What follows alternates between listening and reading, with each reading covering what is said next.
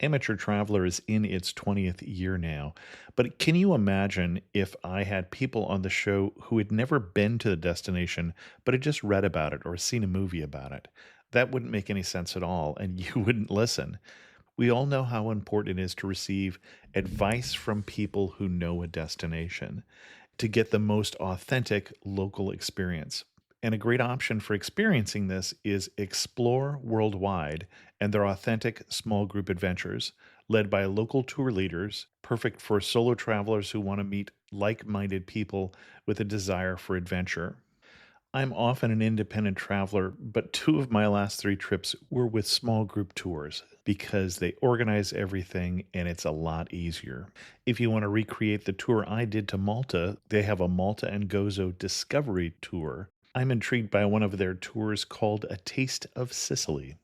The company again is Explore Worldwide, and visit exploreworldwide.com to learn more. And thanks to Explore Worldwide for sponsoring this episode of Amateur Traveler. The nights are long, the days are short, and the weather is chilly to downright cold, depending on where you are. It's a good time to slip into a Quince iconic Mongolian cashmere sweaters, which start at only $50. You can treat yourself to everyday luxury at an affordable price with Quince. If you really want to dive into luxury, you can check out their leather handbags, washable silk shirts, and European linen sheet sets. Whatever you're looking for at Quince, all the prices are 50 to 80% less than similar brands, and they do that by partnering directly with top factories and cutting out the middleman. They only work with factories that use safe, ethical, and responsible manufacturing processes. And of course, they use premium fabrics and finishes for that luxury feel in every piece. But you've already heard me rave about my Quince travel pants. Treat yourself this winter without the luxury price tag. Go to quince.com/traveler for 365-day returns plus free shipping on your order. That's QUINCE.com/traveler to get free shipping and 365-day returns. Quince.com/traveler. And thanks to Quince for sponsoring this episode of Amateur Traveler. Got my bags packed, I'm on a roll. I'm heading out there and I'm ready to go. I'm looking real good in my passport photo. Oh, no. Amateur Traveler, episode 308. Today, the Amateur Traveler talks about cathedrals and vineyards and drinking stars as we go to the Champagne region of France. Cathedral, got to sit in one more cafe. I know that I should be heading home, but maybe not today. Welcome to the Amateur Traveler. I'm your host, Chris Christensen. Before we get into this week's interview, I do have three news stories for you. All three news stories this week are flying related. A Ukrainian man faces serious consequences after being charged with groping a Singapore Airlines flight attendant. Now remember, this is Singapore, and he was apparently on his way to Singapore, and so he either faces 2 years in jail, a fine, or caning, or a combination of these. Now, I'm not a big fan of corporal punishment, but I'm not a big fan of groping flight attendants either, so hard to know which way to root with this one. And then another story that leaves me a little bit conflicted. The flyer who thwarted the underwear bomber is now suing the airline with a $10 million lawsuit for injuries because they say that the airline, Delta Airline and Air France KLM, should have kept the underwear bomber off the plane. Now, the only problem is the airlines are not in charge of that. So it'll be interesting to see how that turns out. And then in other dramatic news, a Qantas flight had a computer error. Your computer has errors all the time, but this one caused the flight control computers to put the jet into a 193-meter nosedive. At least 51 passengers and crew were hurt, some suffering broken bones and spinal injuries because of a computer error. For links to all three of those stories, check out the show notes at amateurtraveler.com. I'd like to welcome back to the show Don George. Don George, travel writer, travel editor for Gadling, as well as for National Geographic, editor-at-large for National Geographic. And I say welcome back to the show because Don and I are re-recording an episode on Champagne region of France that we tried to record a couple weeks ago. Don, welcome back. Thank you, Chris. I'm sure we'll get it right this time. And I appreciate your patience. Just so people know, we had a hardware problem with a microphone that just produced an episode that wasn't worth listening to, except for the content was terrific. So I thought we would try it again, and Don was gracious enough to allow it. So, Don, you have been writing about travel for a couple years. A few now, yes. But Yeah, had never been until recently to the Champagne region of France, or Champagne. that's right. I had actually lived in France just out of university and had been back many times to other regions of France, but I had never been to Champagne until this most recent September, October. And when we say Champagne, what is the geographic region we're talking about? It is in the northeast part of France. If you have a sense of where Paris is, the Champagne region really curls kind of around Paris to the north and to the east. And most of the highlights in the Champagne region are about an hour and a half from Paris, so it's eminently visitable for anybody who's going to France. It's really easy to get there. And that's one of the things I thought was interesting when we talked about doing an episode on this region. It's an easy add-on, this or the Loire or the Normandy, or an easy add-on to a trip to Paris. Absolutely. And in the same way that you wouldn't want to just visit New York or San Francisco or LA if you were visiting the United States, visiting Paris is fantastic, wonderful. You have to do that. But getting outside Paris opens up a whole new side of France. The people are different, the scenery is different, the landscapes are beautiful, the pace of life is different. So it really enriches your sense of what France is all about. And Champagne happens to be a beautiful region in terms of the landscape, but also the bubbly beverage that it specializes in is also a huge attraction for me. And so we talk about the bubbly beverage and the region. What is it that attracted you to the region?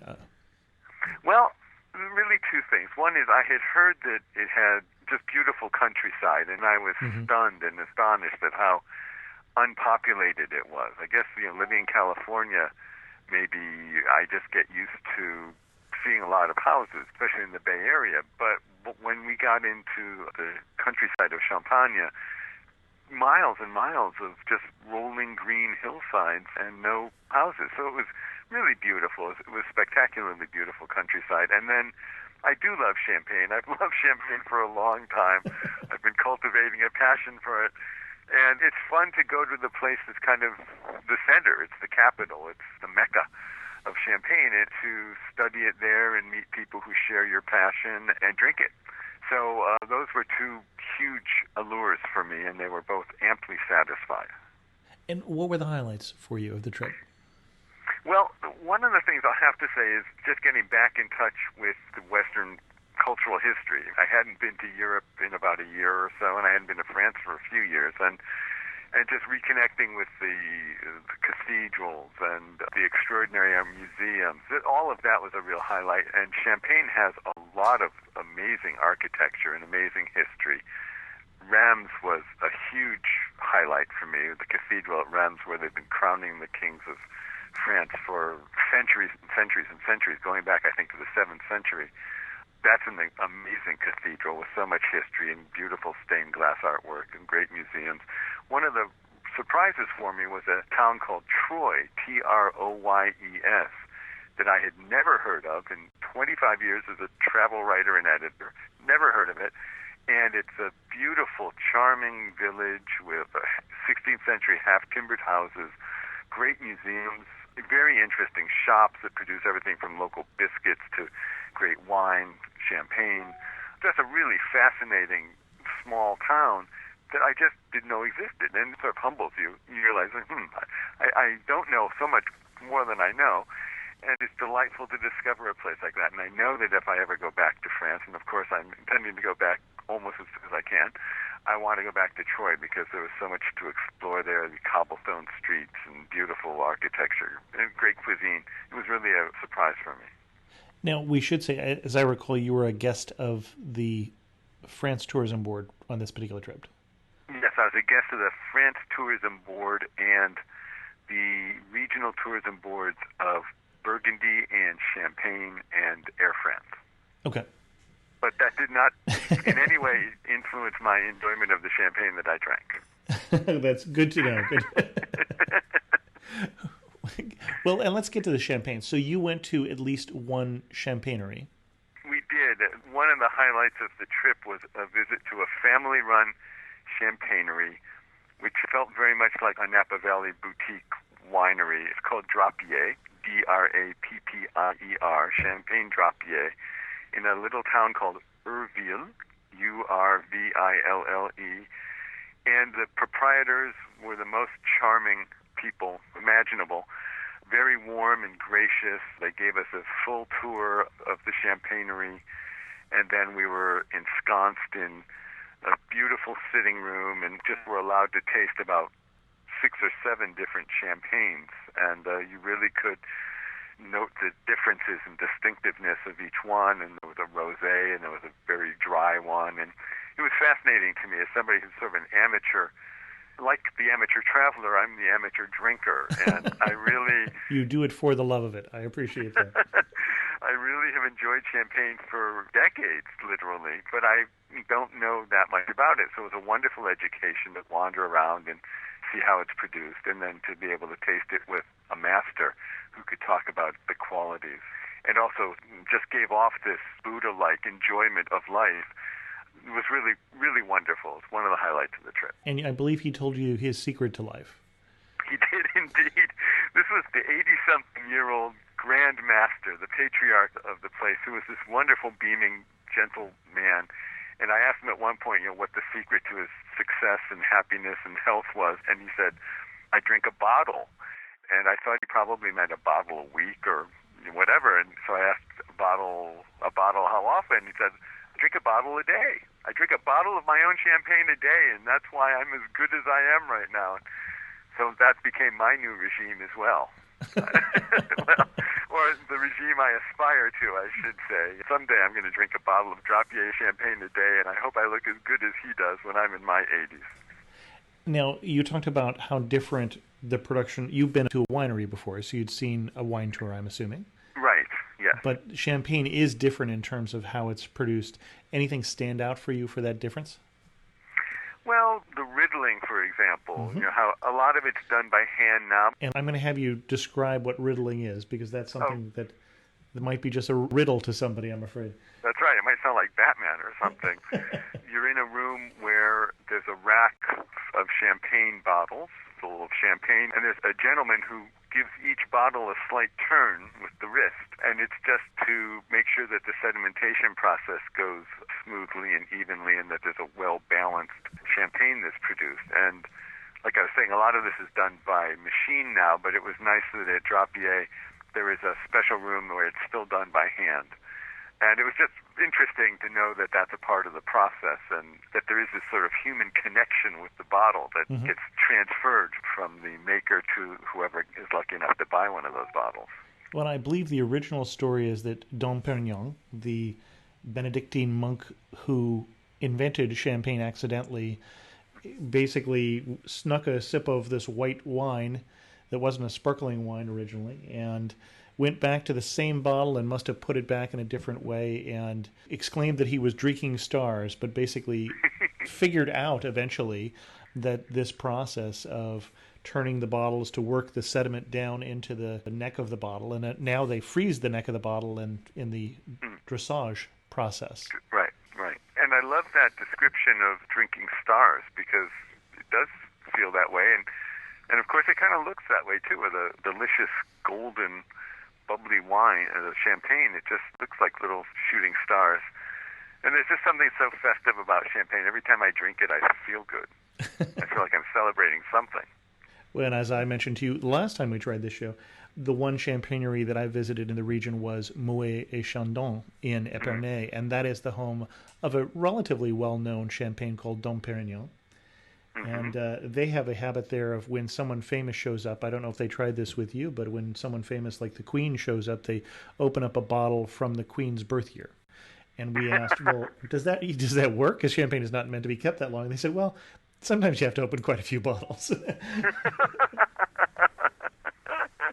That's great. They did not open up a bottle for my birth year, but next time I go back there, I'm going to demand that something like that be done. What they did do, which was really delightful, was they were about to introduce a rosé. It wasn't yet on the market. I guess it is now because this was in early October and they were going to introduce it in about a month. But they gave us an advanced preview taste of it. And I'd always been kind of a snob about rosé champagne. I just didn't think it was the real deal. But it was delicious and it was beautiful. And on a fall day with the sun kind of slanting through these beautiful French windows and a mansion surrounding you, the rosé champagne was really, both in looks and in taste, just stunning, incredible. So if I find Drapier rosé champagne in the U.S., I'm going to buy it, no matter what. It was really, really delicious. It was amazing.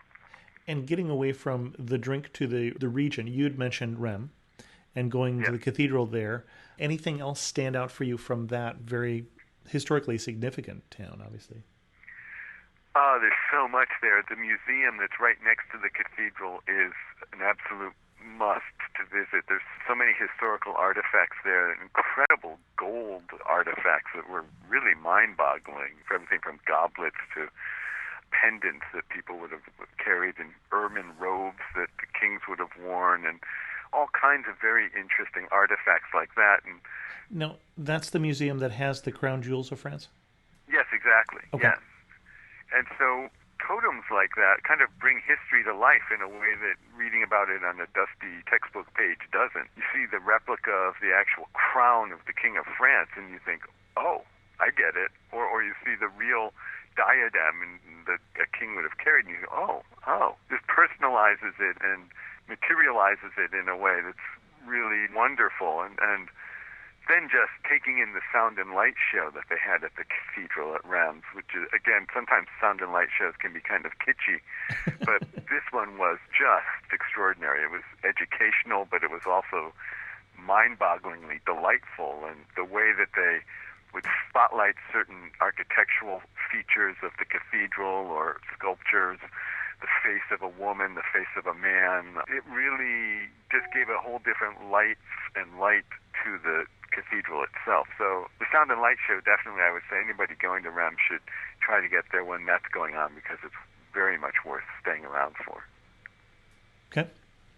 And Rheims, as I recall, Joan of Arc also had a connection to Rheims. Yes, Joan of Arc had a big connection to them. I'm trying to remember, she crowned the king Clovis, I believe it was. Clovis, I think, is earlier. Clovis is pre-Charlemagne. Oh, Clovis is like 5th or 6th century. Yeah. 5th century. Clovis is 5th century, and the bishop baptized Clovis on the site where the Cathedral of Rheims stands today. Right. And that was the conversion. He was the king of the Franks. That led to the birth of France, actually. Mm-hmm. So that goes way back to the 5th century. That's right.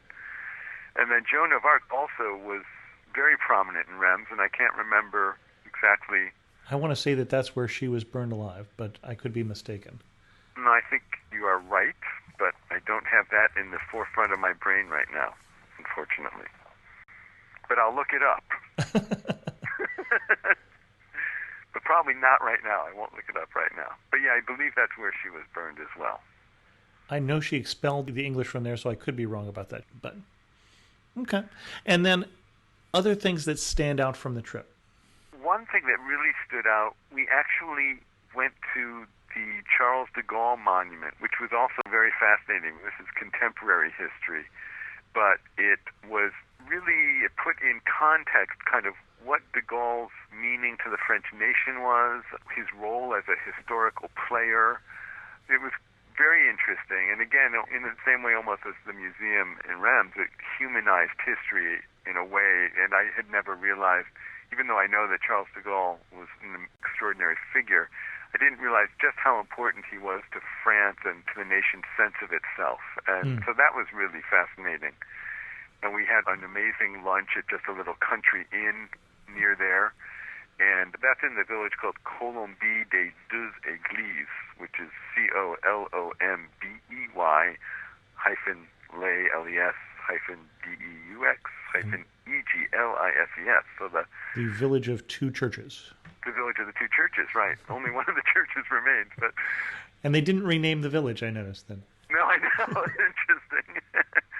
So that was pretty fascinating, too. And the day that we were there, a number of old decorated war veterans came to pay their respects, and it was incredibly moving to see these 88, 90-year-old gentlemen in full uniform with their breasts dangling with all kinds of medals, paying their respects at the monument to Charles de Gaulle. That was a very sober and moving, very poignant moment for me to see that. So that was also a real highlight.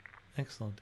And before we go on, I should apologize to the 2 or 3 people who've been yelling at their iPod or their computer that Joan of Arc was not burned at the stake at Rheims, but instead at Rouen. Oh, yeah, Rouen. That's right. After she was successful in getting Charles VII coronated at Rheims. And then to the rest of you who really just don't care, I'll apologize to you as well. That's what it was. Charles VII was coronated. That's right. Right. Okay. But Rouen, that's right. That's where she was burned. Did you meet any of the locals who stand out for you? You mentioned your friend with a bottle of champagne a day.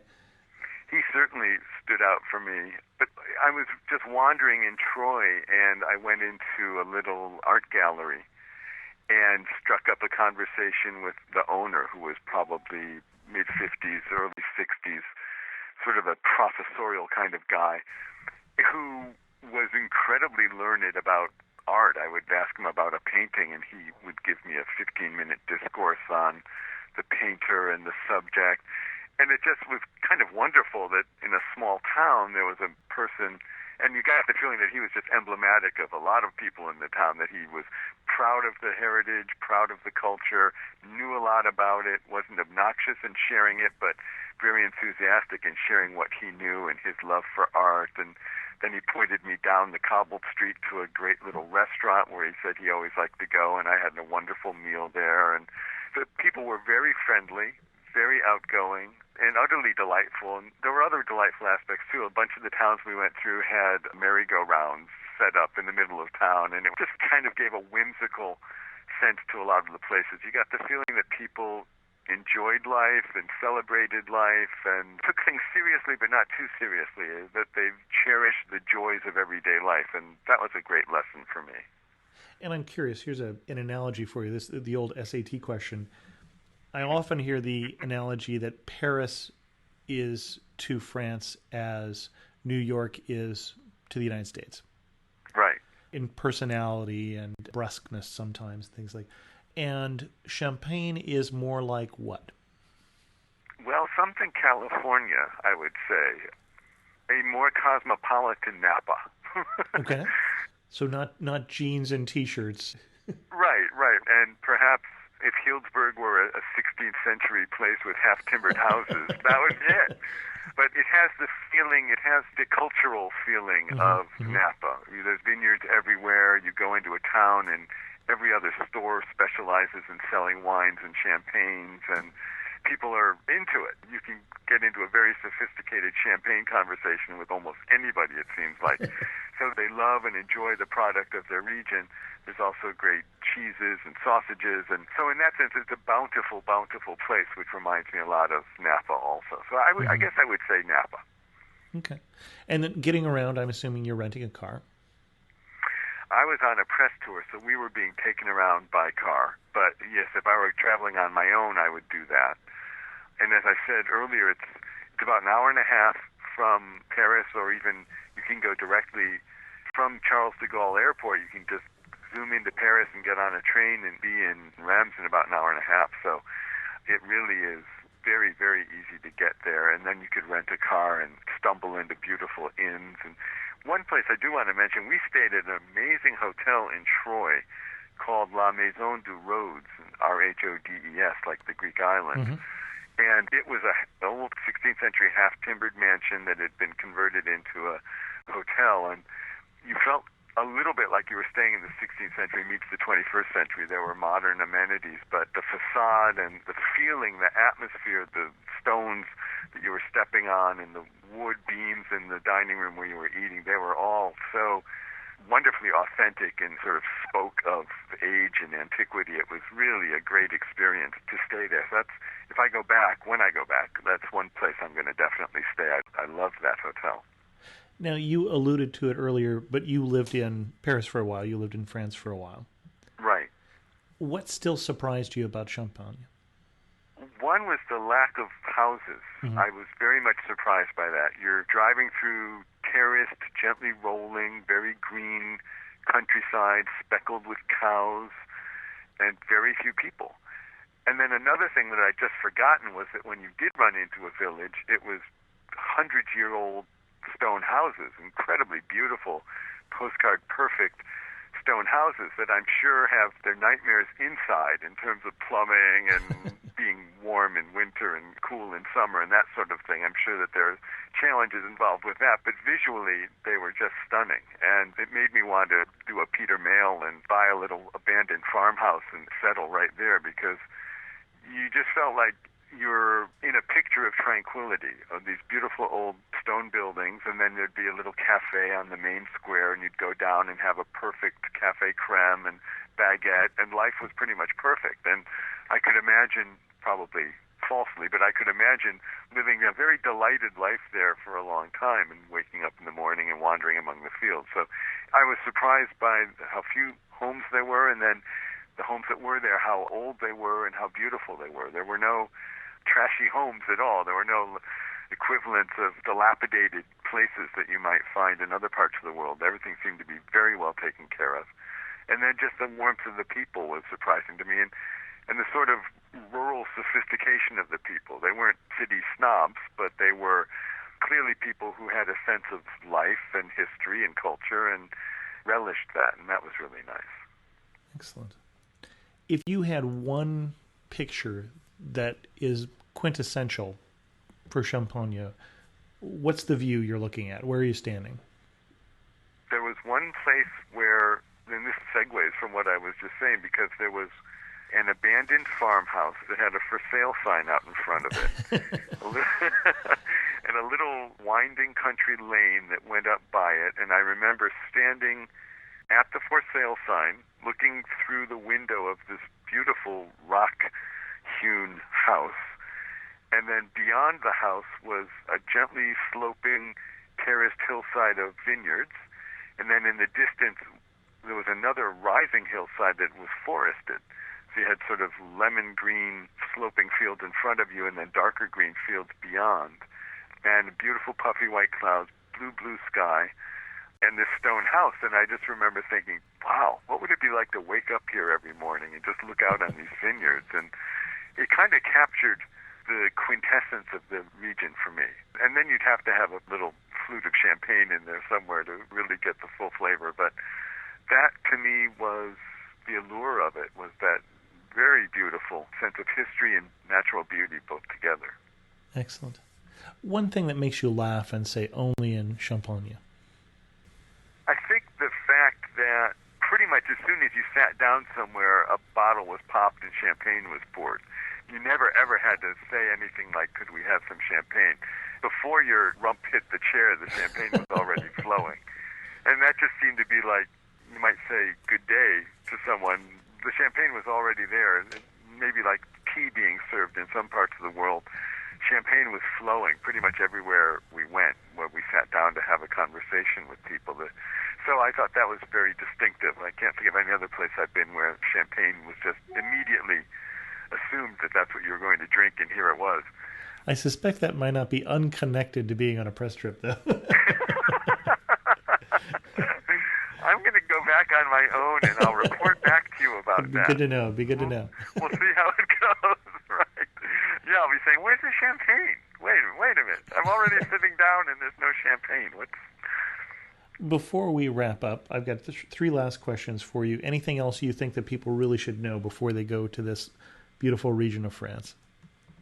I think it's important, and it's not specific to this region of France, but just that the more you try, the more people appreciate it. And I think that Americans especially bring a lot of baggage to France, certainly to Paris, but to all parts of France about I can't speak the language and they're going to be snotty. And what I found was that some of the people in the group I was with didn't speak much French at all, but the French that they tried to speak, it was so warmly received, and people were so appreciative that was really great. And just picking up little tiny tips, like when you walk into a shop, you say, good day, ladies and gentlemen, bonjour, messieurs, dames.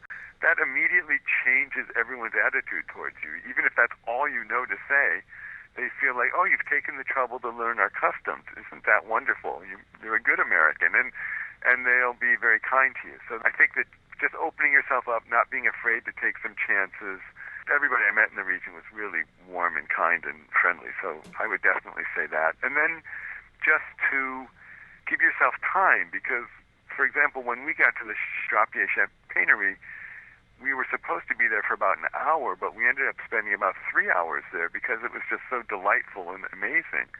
And so if you're on a tight itinerary and you're looking at your watch and you're thinking, gosh, I've got to get out of here and move on to the next place, you may very well miss what's so wonderful about the place you're in. So travel with an itinerary, but a very loose itinerary that's flexible, because you're going to stumble upon a little shop in Troy where you're going to end up spending an hour talking to the man who's going to tell you about the painting, because it's so delightful for you and delightful for him. And for me, that's what travel's all about. So be flexible, leave a lot of room in your itinerary. Excellent. One story I'm going to ask you to tell. You have a little bit of a special connection to France, and the fact that you are, and I was kidding you that you've been a travel writer for a year or two. It's been a little longer than that. But it was France that made you a travel writer. That is right. I went to France originally out of university. My very first time living in France, I lived in Paris the summer between my junior and senior years in college on a summer work abroad program. And then I went back the next summer because I loved it so much. And I actually had gotten a fellowship to live in Greece for a year, and I thought, well, before I go to Greece, I'll spend another summer in Paris. And I was lucky enough to get the same work abroad situation, and I went back again. And I remember very, very distinctly there was a moment when my life changed. I mean, I thought I would do a year abroad, and then I'd go back to university and study comparative literature and become a Tweedy professor and spend my life in dusty, musty, ivy-clad halls talking about fusty, musty literature. And instead, there was a moment on the Rue de Rivoli, actually, which is where my apartment that second summer was, when I got down into the street, and there was a stream of people passing by, and on the right there was a tabac with some periodicals for sale and some magazines and newspapers, and they were all in French, and the perfume was French, and the people were speaking French, and I was paying for my café crème with francs, and just I was immersed, surrounded by this sea of Frenchness. And I remember very distinctly having a moment where I thought, why would I go back to the United States to a university if my point in studying literature is to try to understand the culture of a place? Why not just stay here in the classroom of Paris? The lessons are much better here. The curriculum is a whole lot more lively here than it is back there. And I just thought, I think I'll become a student of the world. I think the classroom is right here. And that really, really changed my life. And I didn't at that moment understand that being a travel writer was really an option, but it made me realize that I wanted somehow to make studying in the world what I did for a living. And then the travel writing part just kind of fell into place as time went by. And here I am a quarter of a century later, still having done it all my life and pinching myself almost every day. It's pretty extraordinary. I feel incredibly lucky and actually blessed in some way that it all worked out, but I owe it all to Paris, because Paris really made me realize this is where I want to be. This classroom is where I want to be. Excellent. 2 more questions for you. Mm-hmm. To finish this sentence, you really know you're in Champagne when what? When they bring out the 5th bottle of champagne and it's even better than the 4 before. You don't think that's somewhat related to having 4 before? And then if you had to I think it has everything to do with having 4 before. If you had to summarize Champagne in 3 words, what 3 words would you use? Bubbles? I was thinking of the region, but... Oh, you were thinking of a region? Yes. If I had to define champagne with 3 words? Mm-hmm. Yeah, I'm thinking of the region too. Okay. So bubbles and bonhomie, sort of friendship and good feeling, and history, just the historical richness. So the friendliness of the people, the incredible history of the place, and then the great beverage that it's famous for. Excellent. Now, Don, you've done a fair amount of travel writing. You have literally written the book on travel writing, the Lonely Planet travel writing book. Where can people read more about your travels? I am in a number of places. I do write a column for National Geographic Traveler where people can follow what I'm reading, and the book review column, so it's vicarious travel that I'm doing. I write for Gadling a lot. Every month I write for Gadling, and that's where I write about my journeys most reliably. I edit an online magazine that's called Recce, R-E-C-C-E, and that's sponsored by Geographic Expeditions, which is an adventure travel company, and that's at geoex.com/Recce, and that I write about my adventures there. And then I also have a website called Don's Place. If you Google Don's Place, that takes you to it, and I write essays and narratives there too. So I'm ubiquitous. You can find me in all kinds of places. And you have a new book out. And I do have a new book out, which is called Lights, Camera, Travel. And it's a Lonely Planet published anthology of stories by actors, screenwriters, and directors about their best travel experiences. And I co-edited it with Andrew McCarthy, the actor and travel writer, and it turned into a surprisingly delicious and exciting book for me. Alec Baldwin and Brooke Shields are among the contributors. There's a lot of really great writing in there that I wasn't expecting, and just a lot of great humanity that I also wasn't necessarily thinking these celebrities would feel comfortable putting on the page. So it's a really fun reading experience. Excellent. I would have thought your previous book on the movable feast would have been more delicious, but... It really was. Actually, A Movable Feast is the most delicious book I've done, I think. I liked that book a lot. I was kidding Don. That gave him a risk there of going from the editor-at-large of National Geographic to the editor-at-extra-large. Don, thanks so much for coming on The Amateur Traveler and sharing with us your obvious love for France and your newfound love for Champagne. Thank you, Chris. It's a pleasure to talk with you. In news of the community, I'd like to thank all those people who helped out with a Passports with Purpose project that was trying to raise money to build 2 libraries in Zambia. The goal was to raise $80,000. Instead, we raised $89,699 for the nonprofit Room to Read. So thanks again for your help.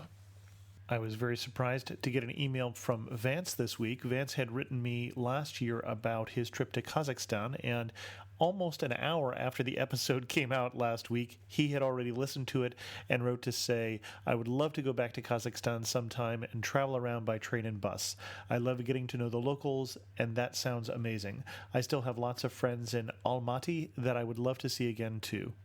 Anyways, just wanted to say thanks again for your podcast, especially for all the work on the enhanced version. It's great to have the pics to go along with the interviews. And in case you are a new listener of The Amateur Traveler, that is a good reminder that there are 2 versions of The Amateur Traveler, one an MP3 version that'll play on many different players, and the other one an iTunes enhanced version that will play in iTunes and on Apple devices, and that one has pictures. Jeff wrote about the Dublin episode and said, let me say that your podcast is the best, and I hope you continue it for years to come. A few things were left out of the Dublin episode that I wanted you to know. Sometimes it takes a tourist, not a local, to pick up on some things.